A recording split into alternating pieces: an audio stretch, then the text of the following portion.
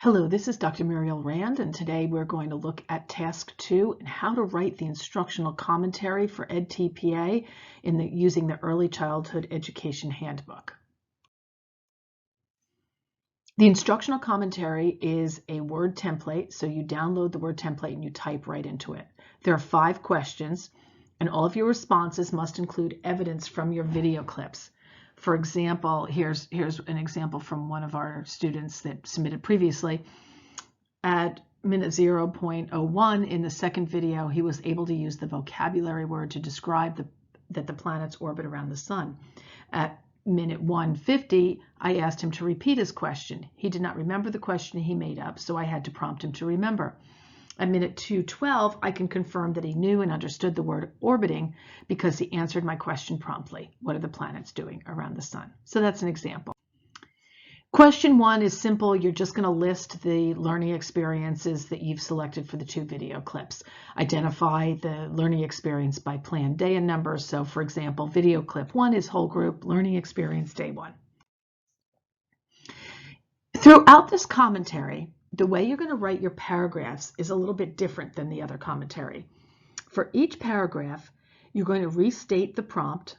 So if it says, how have you demonstrated mutual respect? You're going to turn that around and say, I demonstrated mutual respect, blah, blah, blah, blah, blah. So reword the prompt and then give an answer. Explain how you did this or when you did this or what it looked like. And then cite evidence. Give a timestamp for the video and be very specific. At minute 136, all the students are laughing and I joined in. So again, let me go through this one more time. For each paragraph, you're going to restate the prompt. You're going to answer and explain how you did this. Like when I got out the popcorn popper, we all laughed and enjoyed the excitement. And then 3, you're going to cite the evidence. So that will all be one paragraph. And every paragraph in the commentary is going to follow that same format. Let's look at question 2. Promoting a positive learning environment. This is actually a 2-part question. Some of the questions are labeled as A and B, but even within that A and B, some of them are 2 parts. So I'm going to break it down for you so you know exactly how much to write for each question. So question 2 is actually a 2-part question. The first part is, how did you demonstrate mutual respect for, rapport with, and responsiveness to children with varied needs and background? So what they're asking you for is how you did a good job with classroom management, basically. How were you kind and caring? You know, how did you respond to the children well? How did you develop community? And be sure to mention children with special needs or different cultural backgrounds, because that, you know, they're looking for your ability to do that with all of your children, not just some of them. And then the second part of this question is, how did you challenge children to engage in learning? So that kind of means, how did you push them? How did you get them to learn? Maybe they responded to a question and it was sort of a mediocre response. So you tell them, tell me more. How much more can you do? You know, give me more details or explain further. Or maybe they were writing and you asked them to write a little bit more or to rework their writing. Or maybe they were working on, you know, a puzzle or game and you pushed them to think harder, to go farther. So again, the 2 parts of this question, the first one is about mutual respect, rapport, and responsiveness. So your relationships with the children is what they're asking about. How did you demonstrate good relationships? The second part of the question is, how did you challenge the children to engage in learning? How did you challenge them to go beyond what they could do easily? And so you're going to have 2 paragraphs, and remember that each paragraph, you're going to restate the prompt, you're going to answer how you did that, and you're going to cite evidence from your video clips with a timestamp. Question 3A is engaging children in learning. This is also a 2-part question. Even though it's 3A, this question in and of itself has 2 parts. So you're going to write 2 paragraphs. The first one is to explain how your instruction engaged children in language and literacy development. So basically, you're just going to say what you did that helped them learn your objectives. If your objective was to retell the story, then you're going to explain how your instruction engaged children in retelling the story. If your objective is to use adjectives, you're going to explain how your instruction engaged the children in using adjectives. If your objective is to use details in your writing. You're going to explain how your instruction engaged children in using details in their writing. So you're going to focus very carefully on your objective and how your instruction basically helped them learn that objective. Give timestamps, give evidence. The second paragraph is how your instruction engaged children in active multimodal learning. So again, you're going to restate the prompt. My instruction engaged children in active multimodal learning. I did this by having them play games, by having them do turn and talks, by having them sing, by having them move, and then you're going to cite evidence from your video. This can be seen at minute 5.23 when the children all got up and chanted the poem and moved in rhythm, something like that. Question 3B is also engaging children in learning. And guess what? This is also a two-part question, so you're going to write 2 paragraphs. First, explain how your instruction linked children's development and prior learning. What they mean here is how did you build on what they already were doing, like, previous lessons. So if your video clip is lesson 2 or 3, you can tell them what you did in lesson 1 or 2 and how you built on that. And how you built on the children's development. So maybe you're doing writing and the children are still using invented spelling. So you might explain how your instruction linked children's developmental levels of invented spelling and their prior learning with writing previously into this lesson. So you're just going to talk about what the kids already know how to do and how you built on that and kind of where they are developmentally and how is your lesson developmentally appropriate is kind of what they're asking too. So that's question 1. That's 1 paragraph. You're going to restate the prompt. My instruction linked children's development and prior learning. Then you're going to answer that prompt. How did you do that? And then you're going to cite evidence from the videos. The second paragraph is going to be to explain how your instruction built on personal, cultural, and community assets with new learning. So remember how you wrote all those down in task 1, what their personal, community, and cultural assets are? Go back and look at task 1, what you put down there. Look through your video clip and find a place in your video clip where you used their personal experiences, their community assets, something about their culture in this new learning. So how did you, in that instruction, in that clip, how did you build on their personal, cultural, community assets? Once again, restate the prompt, answer the question, and then cite evidence with timestamps. Question 4A is deepening children's learning.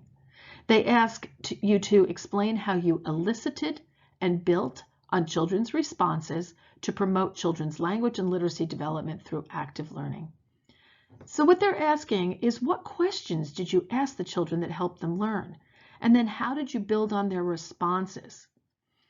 Or what did you ask them to do that included active learning and that helped them learn your objectives? Remember, you're going to focus it back on the objective. So I asked questions that helped them learn retelling. Here's an example. I said to them, what came first? What came next? How did you build on their responses? Well, one little boy said, first she went to the store. And I built on that response by saying, yes, that's right. She went to the store. What did she do next? So that's how I helped them learn to do retelling. Or what did you ask them to do that included active learning? I asked them to act out the story. You can see in the video clip at minute 3:15 that the children were acting out the parts of the story so that they could learn the different story parts to retell. So once again, for that paragraph, you're going to restate the prompt, you're going to answer it, and you're going to include timestamps with evidence. 4B, the second part of deepening children's learning during instruction, is to explain how you made interdisciplinary connections in ways that deepen children's development of language and literacy. So what they're looking for is, what did you say to the children or do that made the connection between literacy and the other content area that you planned for? So let's say that you were working with science. You might have said something to them like, scientists use these words when they're writing up their findings, or when we read books about science, we're going to see words like this. So when we're reading, we also need to know science words. Or you could have linked it to art and maybe say, when we're doing illustrations, the art helps us to recognize the details that the author has put into the book, so we can learn more details from looking at the art. Or maybe it's social emotional learning, and you said something like, when we do a turn and talk and we share better, we can learn more. We can learn from our partner about retelling because we're listening carefully and we're using our sharing skills. So something like that. Go back through your clips and look if there's any place at all that you made some connection to your other content area. And then you're going to restate the prompt, you're going to answer it, and then you're going to cite evidence.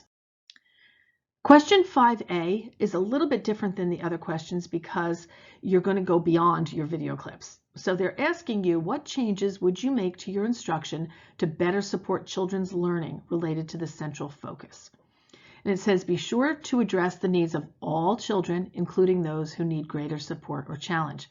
So once again, this is a little tricky because it's actually a two-part answer they're looking for.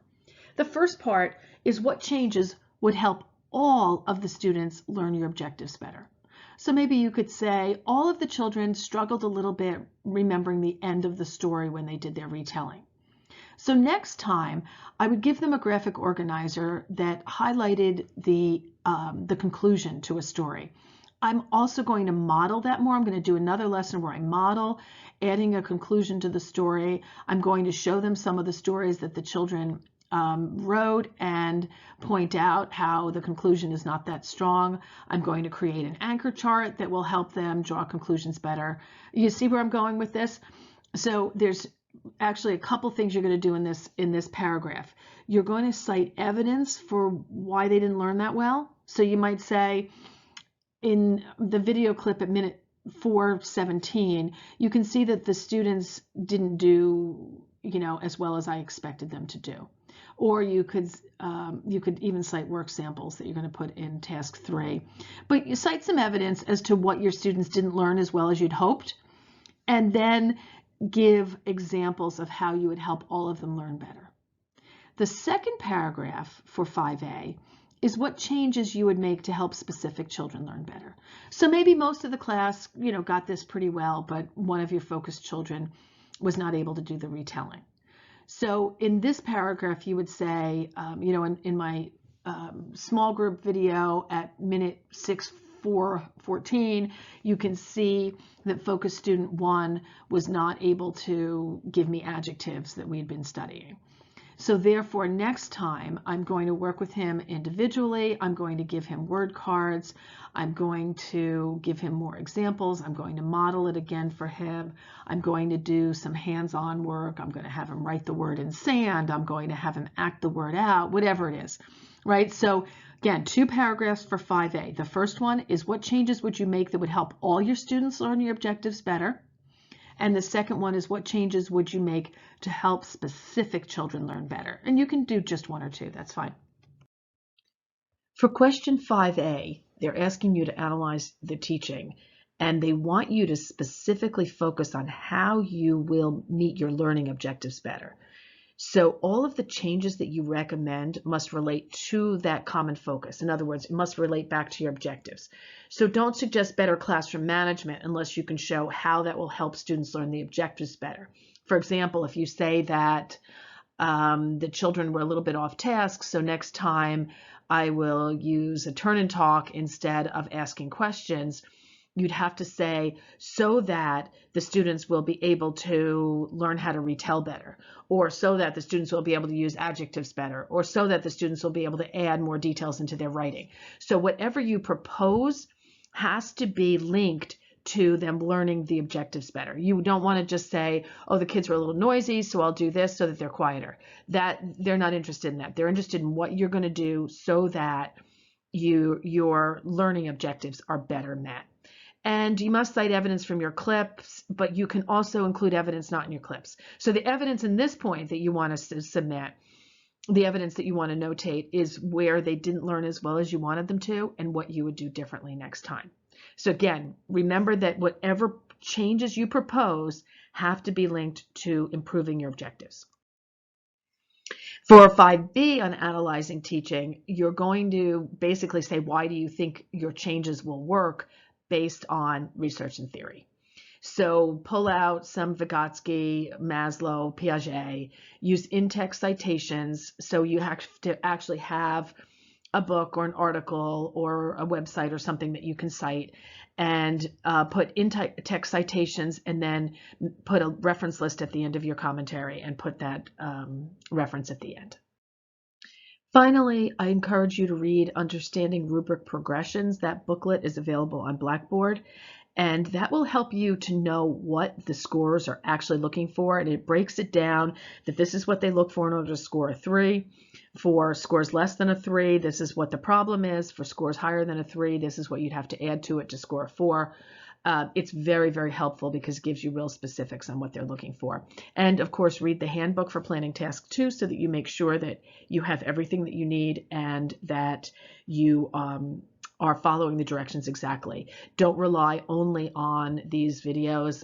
Make sure that you check all that for yourself. And I think you'll do really well.